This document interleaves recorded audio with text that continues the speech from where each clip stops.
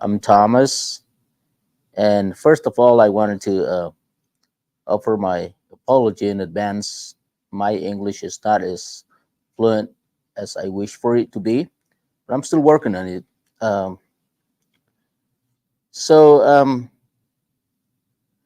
I was told a couple of times to do this interview, but I wasn't sure if it was going to help somebody until I sat down with my son and talked about it and come up with the idea that it probably would help someone out there who is starting a business. So that's why I made a decision to sit down and talk about it. So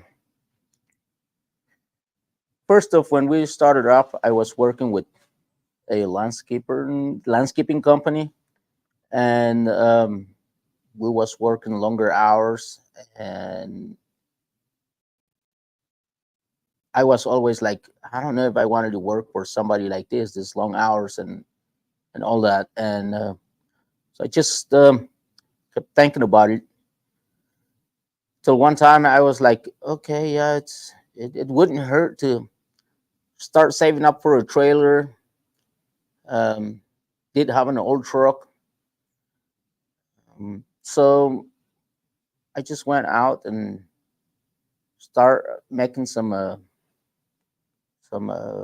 business cards and start spreading them out. It took forever to get a call back from someone. So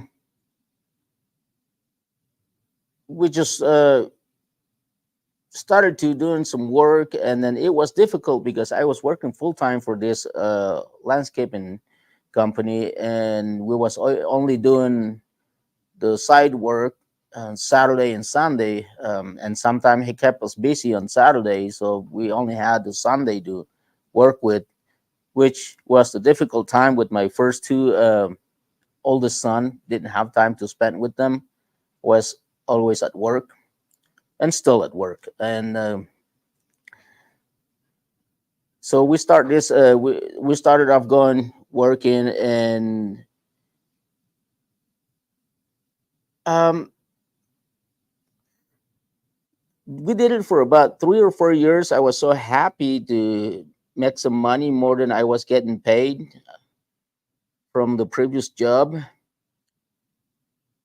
And then we started getting more customers, and then we just left from the company and start our own. I was so happy that I was charging a little bit more than what I was getting paid, and I was comfortable with it until one day we got pulled over by the DOT, and they told us that, oh, it's a free number. You get your DOT and you're free to go legally work with your truck and trailer. And I was like, okay. Then I went to the class to get my DOT number. And about 3 weeks later, started getting all these letters from the highway patrol that I needed to have a commercial insurance, and I did needed to have all this other stuff to work. And it was a lot because you got to have a safety kit. You got to have like cones and all kinds of stuff in order to operate as a commercial truck. Um, it was pretty tough, but they kind of know what they were doing because let us work for about 3 years before they pulled us over. So I just assumed that they did give us a chance to get enough customers to the point of if they pulled us over, we did have enough to cover their fee. So then we started struggling like big time because I wasn't able to keep up with all those expenses. Um, that's when I realized that okay, I don't know what I'm gonna do now because it was pretty tough. It was a big hit. It took me about another 3 years to figure out that how to get it going. So after the 3 years, we started realizing that we have to raise up our prices little more. And we did. The sad part about that is that when we started off the business, I was charging as minimum as possible, so people could hire me. And I think that's the downside of the business when you're starting off a business and don't realize like all those expenses that can come to you in the future. And then I was charging so cheap to the point of I didn't have enough to cover the government fee when I got pulled over. So when I raised up my price, most of those customers left and they just didn't want to pay me more. They were like, if you're gonna charge us the company, you might as well leave. And they just find somebody else. Um, but one thing about my business is that I always put some personal touch on the things I do. There's always something that makes our landscaping design or makes our work stand out. So, especially on the corner lot houses, I pay extra attention on those because that's where we people drives through and sees our work, and they just like it. To the point of now that when we get on our busiest season, we'll get backed out for about a month, and there's actually we don't have that big landscaping business. We're still considered a small business because we only have about 12 people working with us, and um, so yeah, that's what we do. We pay extra attention on each customer we do, and now we can actually charge the price. I wouldn't say more expensive than any other company, but we actually now charge the price of the work we do, and we still spend that extra attention on people's houses just so they can see, or the neighbor can see what we do. And then thank God now we're in one of the most competitive areas. Uh, there's customers that switch it from Ryan Lawn and Tree to us, and there's other companies that switch it to our service. So we are out there competing with some good companies. We are into like the Lacloy areas and Leewood, Overland Park, Lenexa, kind of in a high end neighborhood, and we don't charge like probably the way we should, but we are living off of it. Um, One thing I would say is that to start a business, you got to be willing to put the extra hours in there. And as some farmer told me one day, Thomas, if you're gonna end up charging yourself hourly, you're gonna end up owing yourself. When you are running a business, those hours doesn't count. So I came across to a couple of friend of mines, and they were like, "Oh no, you got to charge for all this." And I was like, "You can't, because at the end of the day, you're gonna make yourself upset for overcharging." And that's 99% of the reason why small business stops after a couple of years trying, just because you keep on thinking like, I'm spending this much and I got to get this much back. So if you are starting a business, know that you're going to spend hours, and you're probably going to stay away from family. There's a lot of things involved in that. So but at the end of the day, as of now, right now, it's like I'm not a man who makes plans. I just randomly, if I need to take a vacation, I'll just take a plane and just go out somewhere, or just like dinner time or going out to concert. Just like if someone comes around, we just go watch them. We never have a plan. I'm not a man who plans out things, because when things doesn't go as planned, I get upset and my family gets upset. So that's the main reason why I don't plan anything. But I am able to provide to my family and make everyone happy. That's my goal. And I don't know if this is a long story or a short story. Hopefully, it helps anyone out there that's starting their business. Once again, my apologies for my English. That's not as good as I wish for it to be. Um, if you guys have any question. How long have you been running your business? About 18 years, 20 years. Started off in '04. Talk a little bit more about how you started. Well, we started off like customer, like working, like I said, working for this company, and then we went off on the weekends to get houses. We started off mowing lawns and repairing sprinkler system. Um, then it just people start realizing how was our service, and then that's how they keep recommending their friends and relatives. How difficult was it to grow your business? How did you grow your business? Um, Realizing that I always believe that working hard it's the key of everything. So, like I mentioned, that's usually hours. I never count the hours, and there was days that I was still sitting until midnight designing landscape works and stuff, just because the next day I had to be with the crew to get that design going.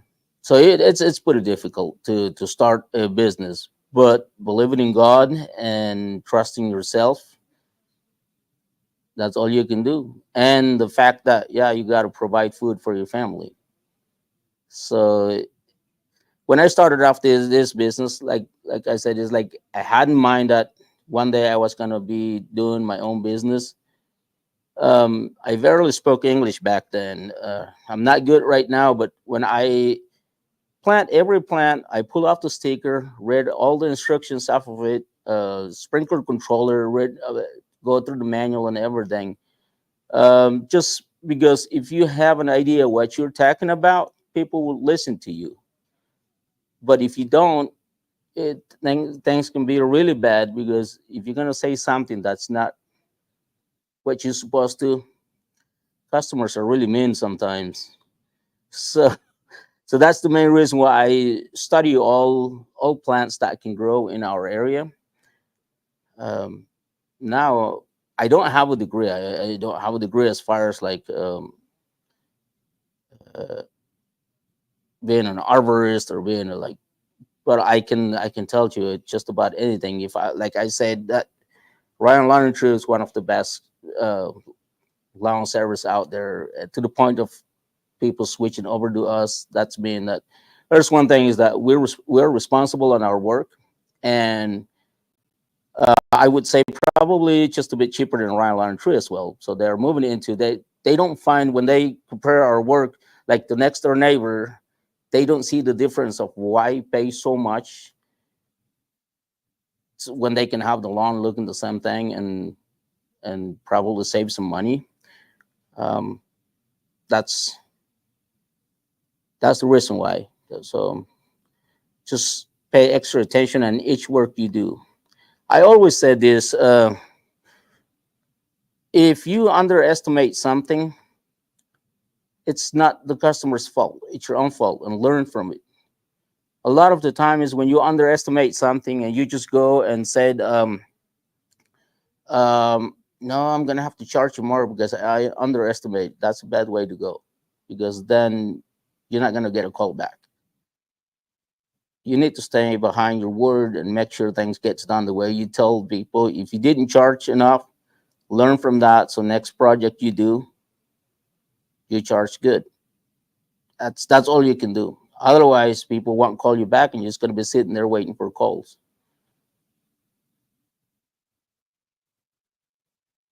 How long was it until you started taking profit? Uh, Or started taking more money out?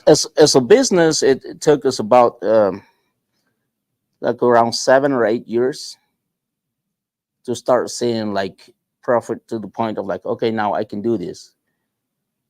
Like the first 3 years I was doing business just charging the very minimum so people could use our service. That's when the DOT pulled us over.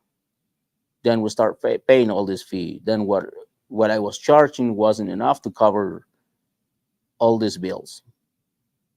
So it took me another 3 years to figure out I was just literally working, um, just not having anything, not saving up anything, or not seeing the result of my work. But I just know that okay, if we are working, we're doing the right way.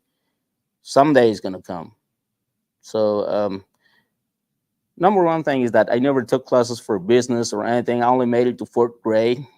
So that's one of the, maybe it's not the same situation for who is out there trying to start their business, because if I would have had a knowledge of how to run a business, I probably wouldn't or didn't have to go through where I went through to do it right. But it took us about 7 years to start seeing profit. What size was the original team? Hmm? Who were the original team? Who were working? Who were your first employees? Did it just start with you? Did you have a partner? And then where is the team now? So at first I started it off alone.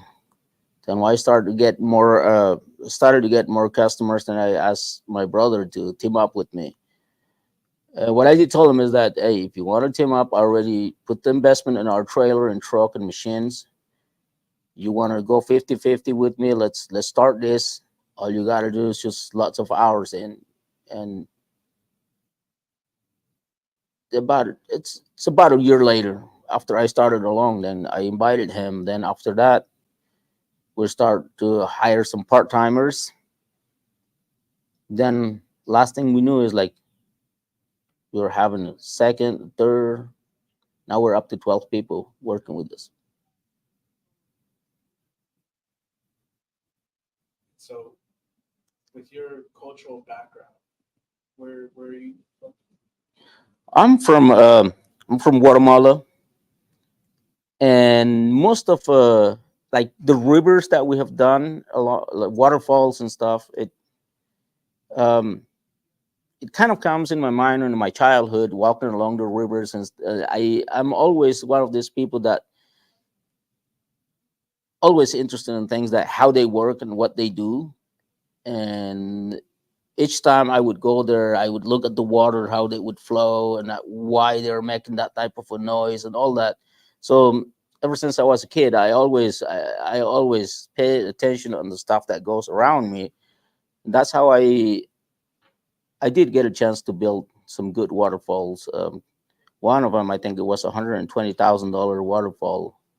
So I did get some chance to build some good stuff out there, just for that knowledge. No one taught me on things like this. It's just that what I was carrying in my mind, and people hire me, trusted my work to be able to um, do what I did. So yeah. So you started off with your first client. How many clients do you have now? And if you know, and how many are from the original 10 maybe that you Original clients from when I started off, I don't think I have one of those anymore. They just left us. Um they just they literally did not use our service anymore. The oldest customers that we have right now is probably 12, 14 years old. That's the oldest one we have right now.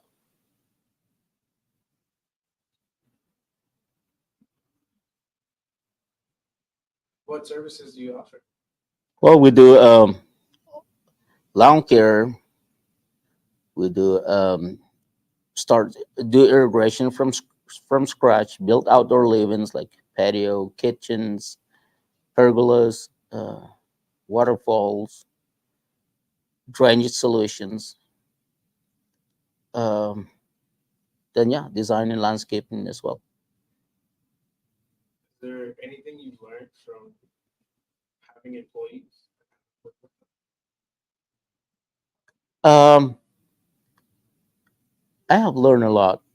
A lot of the things like I start this on my own, and I always want things to be done on the way I would do it, and when you get people that who has done landscaping somewhere, sometimes they bring good ideas or they're show their ideas.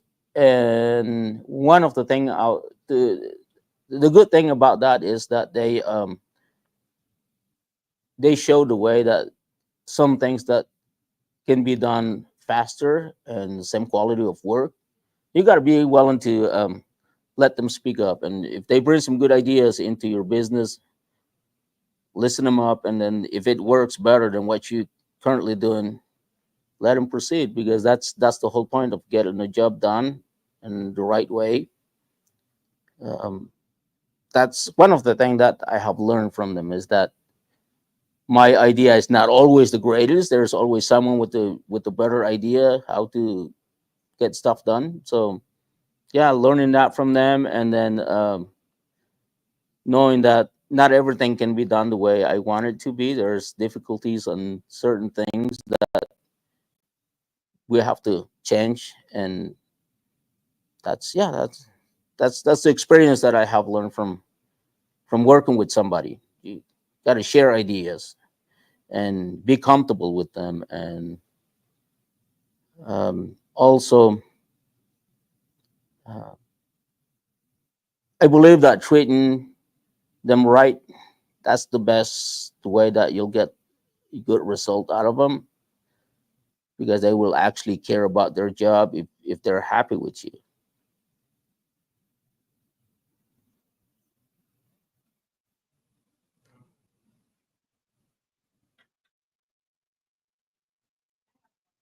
What would you ask a young person who wants to get into the lawn business specifically? Like, what advice would you give that person? um we was working for this for the same company together with him, so I knew that he was capable to build walls and all this stuff. So that's why I asked him to come over and team up with me. And it was my brother Salvador. So yeah, that was him, and he already knew, because we was working for this business for about 2 years, 2 3 years, and he already knew a lot.